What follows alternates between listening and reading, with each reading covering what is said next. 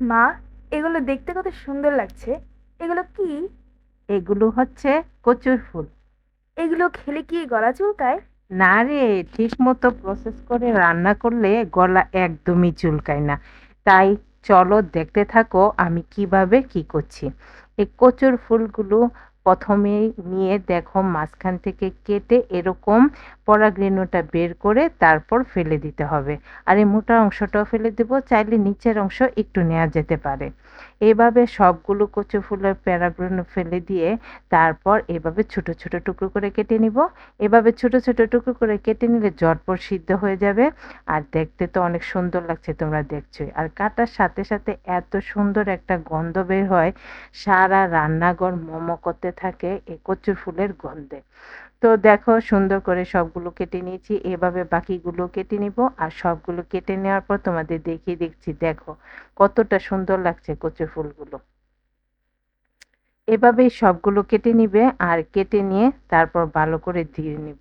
ধোয়ার সময় যদি হাতে একটু সর্ষের তেল লাগানো হয় তাহলে কিন্তু হাত একদমই চুলকাবে না, খুব সুন্দর করে ধুয়ে নিতে পারবে।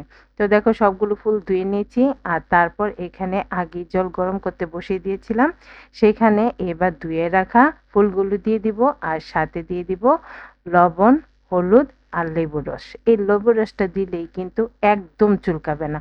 সিদ্ধ করার সময় যদি তোমরা লেবুর রসটা দিয়ে দাও তাহলে কিন্তু আর চুলকানো কোনো ভয় থাকে না। তো দেখো রসটা দিয়ে দিলাম, দিয়ে এবার নাড়াচাড়া দিয়ে দিব সবকিছু খুব ভালো করে।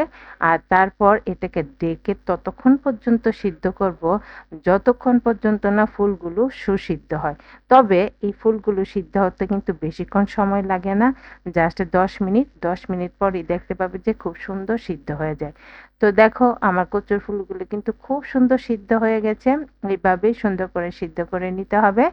এবার ফুলগুলো আমি পানি ঝরিয়ে তারপর একটা সাইডে রেখে দিব। আর তারপর রান্নার বাকি কাজটা সেরে নিব।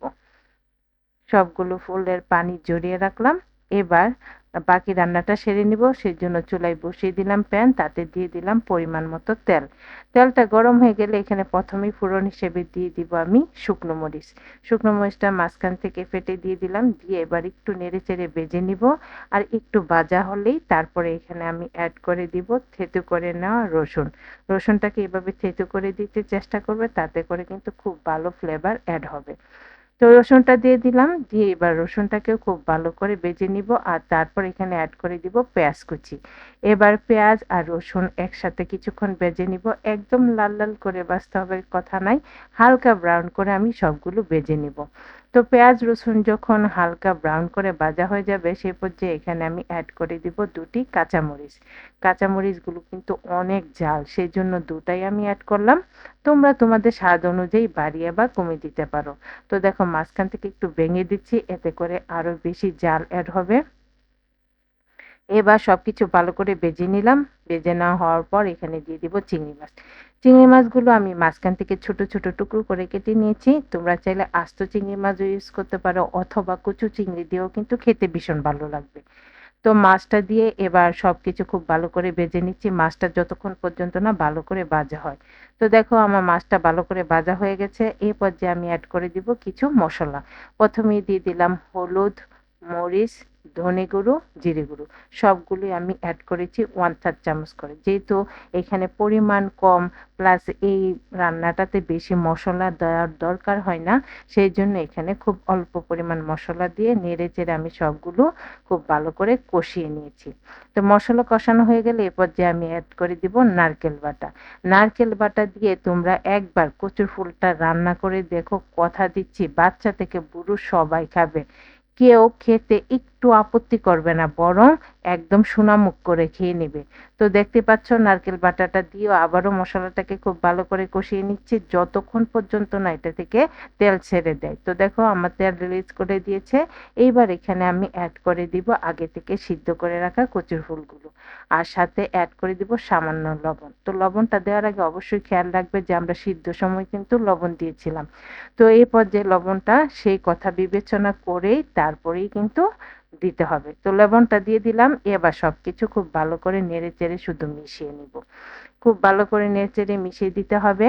একদম খুন্তি দিয়ে একটু ভালো করে থেতো করে করে মিশিয়ে দিতে হবে। যতটা ভালো করে মিশানো হবে ততই কিন্তু খেতে ভালো লাগবে।